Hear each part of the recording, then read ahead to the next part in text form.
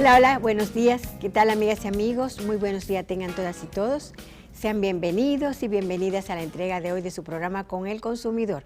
Yo soy Altagracia Paulino y en este martes 13 estoy aquí militantemente con ustedes. Este programa va a cumplir el 1 de octubre 30 años. Y hace justamente hoy, 20 años, por primera vez yo escuché la palabra transgénicos. Hubo un evento de la Consumer International, en la oficina regional de la Consumer International en Panamá, y ahí se trató el tema de los alimentos transgénicos o alimentos genéticamente modificados. Yo asumí el tema, e inclusive en ese momento, en el ordenador, o sea, en la computadora, la palabra transgénico había que ponerla porque la computadora no la conocía, hace 20 años. En ese momento surgió una polémica a nivel global sobre los beneficios o los maleficios de los alimentos genéticamente modificados. Los alimentos genéticamente modificados no son ni buenos ni malos. En ese momento nos planteábamos el tema del análisis de riesgo. Si habían superado el análisis de riesgo. Cuando un alimento se lanza al mercado, se hace el análisis de riesgo, se experimenta primero con animales y lo último que se experimenta con la persona. Cuando se experimentó con la persona generaron alergias, resistencia a los antibióticos, una serie de cosas. Y entonces, ¿qué son los alimentos transgénicos?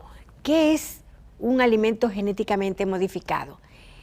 Es un tercer gen, o sea, todos tenemos una composición genética, organoléptica, ya sea por la naturaleza de lo que estamos hechos, el alimento, el bien.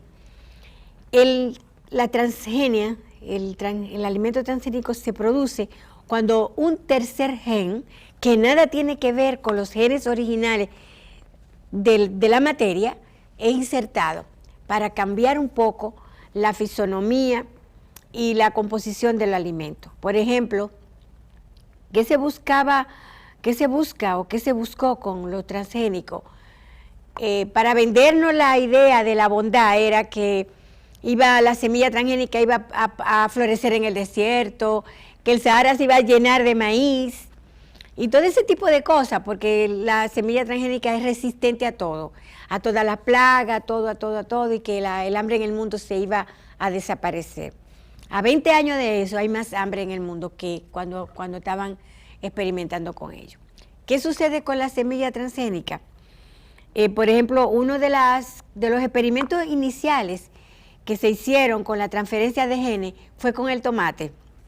A un tomate le transfirieron un gen de salmón para hacer resistente la cáscara, para que no la plagaran, para que la plaga no la penetren. Y entonces los científicos que fueron desertores, o sea, la gente que se opone era porque originalmente trabajó con la tecnología, con la ingeniería genética, entonces, y con la biotecnología. Entonces ellos decían, pero los genes no mueren, los genes mutan. O sea, la vida no muere, la vida muta. Entonces ellos preguntaban, ¿pero puede surgir una superplaga? ¿Un supergusano que hasta se coma uno? Hasta esa posibilidad veían la gente. Y el caso es que la ingeniería genética ha crecido, y qué bueno, porque en el campo de la medicina hemos avanzado muchísimo. Ya hay medicina para cada quien. La medicina viene ya a partir del año que viene, según Bill Gates, la medicina viene personalizada. O sea, si una aspirina me hace bien a mí, dicho sea de paso, a mí nunca me ha hecho bien la aspirina, yo hago alergia a la aspirina, pero si un medicamento, o sea, va a venir hecho para mí, de acuerdo a mi composición genética, eso está buenísimo. Pero con el campo de los alimentos, hubo una polémica grandísima a nivel global, y los europeos plantearon que debieron etiquetarse, que los alimentos transgénicos deben estar etiquetados. Los componentes de OGM, o sea, organismos genéticamente modificados que contiene el alimento, debe estar reflejado en la etiqueta para que sea una opción del ciudadano consumirlo o no. Los Estados Unidos se opuso, se opuso, que no. Pero afortunadamente desde el 2011, la administración del presidente Obama dijo, no, vamos a, o sea, Estados Unidos dijo que sí, que había que etiquetarlo, decirlo, informarlo en las etiquetas, primero por un derecho de la gente, del derecho a saber, el derecho a estar debidamente informado, debían estar en la etiqueta. Y segundo, para que fuera una opción de la gente. Si usted sabe que tiene organismos genéticamente modificados, usted lo coge o lo deja. O sea, dos cosas. El derecho a elegir y el derecho a la información. Dos derechos humanos se ejercitan en el tema de la información de la etiqueta de los transgénicos. ¿Por qué yo hablo de los 20 años? Porque hace 20 años que yo me enteré de que existían esos alimentos y yo lo asumí. E inclusive hicimos varios eventos y pusimos los transgénicos en boca de todo para que la gente sepa que existen, para que la gente sepa lo que hay. ¿Qué sucede? ¿Por qué yo pongo el tema hoy? Porque es un tema del consumidor. El problema del etiquetado de los alimentos. El etiquetado de los alimentos. La información en la etiqueta de los alimentos. Por ejemplo, aquí la ley de salud pública y la ley de medio ambiente, la ley del consumidor y una normativa dominicana dice que los alimentos deben, que debe haber una información en español en las etiquetas de los alimentos. Y hemos luchado desde hace 20 años casi para que haya en español la información de todo lo que se consume y todos los insumos, no solo de alimentos, sino de todo lo que se necesita, lo que usamos en este país, que venga en el idioma nuestro, que sea entendible para todos. Eso es un derecho. ¿Qué sucede? En Estados Unidos, desde el 2011, los alimentos que tienen transgénicos, OGM, dice, lo etiquetan, o sea, lo dice, contiene OGM o OGM free, está libre de elementos modificados genéticamente. Eso lo dice. ¿Qué sucede? Que nosotros, nuestro socio comercial es Estados Unidos. Casi el 80% de todo lo que se consume aquí viene de Estados Unidos. Sin embargo, aquí no hay ninguna ley que exija que eso tiene que estar identificado en la etiqueta. Y mucho menos en español, nada. Entonces, en vista de que hay una resolución, hay una norma, una norma y 3 leyes, y eso no se cumple, yo opino que debe haber una ley especial de etiquetado en la República Dominicana, como la hay en Chile, como la hay en Perú, como en Estados Unidos, como está en la Unión Europea. Nosotros hemos estado investigando todo eso, y en Inglaterra, por ejemplo, le añadieron 300 caracteres nuevos a la información en la etiqueta.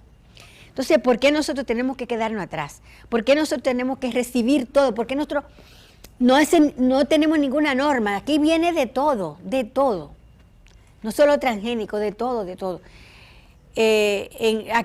Con respecto a los alimentos genéticamente modificados, aquí no hay una política.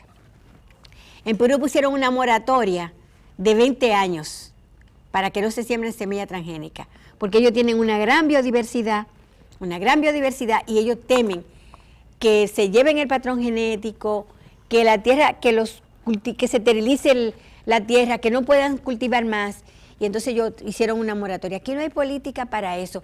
Aquí lo único que habla de transgénico es la ley del consumidor, en su artículo creo que 74, 70, que dice que se aplica el principio de precaución. El principio de precaución es si todavía no se ha superado el análisis de los riesgos que implica consumirlo, entonces si no se ha verificado que no hacen daño, que son inocuos, entonces precaución, cuidado a la gente, cuidado, porque hay muchos alimentos ahora que dan alergia y que antes no lo daban. Por ejemplo, la leche de soya le está dando alergia a muchísimos niños, incluyendo a mi hija, la leche de soya. O sea, uno de los alimentos genéticamente modificados que hay en el mundo es la soya, el maíz, principalmente esos dos, la soya y el maíz, y el trigo también. En China, los experimentos del tercer gen, para que ustedes tengan una idea de lo que es el cerdo siempre ha sido un cerdo, ¿verdad? En China le introdujeron un gen de luciérnaga a los cerdos para que de noche sean lumínicos y entonces no haya que obtener luz. Ya ustedes saben, un gen de luciérnaga. Yo no sé si eso es bueno o malo. Gracias a Dios que hace 20 años yo no como carne. Y nada, yo aplico en mi vida el principio de precaución. Y yo he vivido, es más, yo tenía antes más anemia que la que tengo ahora. Yo hice análisis el otro día y yo misma me sorprendí. ¿Cómo va a ser que yo no tenga nada de anemia? Así que ya ustedes saben. Voy a insistir en el tema del etiquetado, porque creo que debe haber una ley especial de etiquetado. Aunque está muy cómodo, mucha gente tiene su zona de confort, las empresas, esto que lo otro, pero el país avanza y nosotros no podemos quedarnos rezagados, sobre todo porque tenemos un libre comercio con Estados Unidos y allá sí se cumplen las normas. En Estados Unidos tú no puedes llevar nada que no esté normalizado. Yo quiero esto así, así, así, así. Y si no tiene esas condiciones no entra. Entonces, ¿por qué aquí tiene que entrar de todo sin ningún tipo de información? Así que nada, vamos a dejarlo de tarea. Es un tema del consumidor, el derecho a saber, el derecho a la información de lo que usted come, con qué usted se alimenta y el derecho a elegir. Si está la información, usted elige o no. Entonces eso es importante. Eso lo hicieron en Estados Unidos y ellos están vivos, no ha pasado nada. Quédese ahí que vamos a hablar, el programa está muy interesante con el doctor José Silies Ruiz, que está aquí con nosotros. Él es miembro de la Academia de Ciencias de República Dominicana. Vamos a hablar con él sobre déficit cognitivo. Y tenemos también al chef Miguel Rincón, que está aquí con nosotros, con rollos de cerdo que ustedes van a degustar. Quédese después de la pausa, venimos con el doctor José Silies.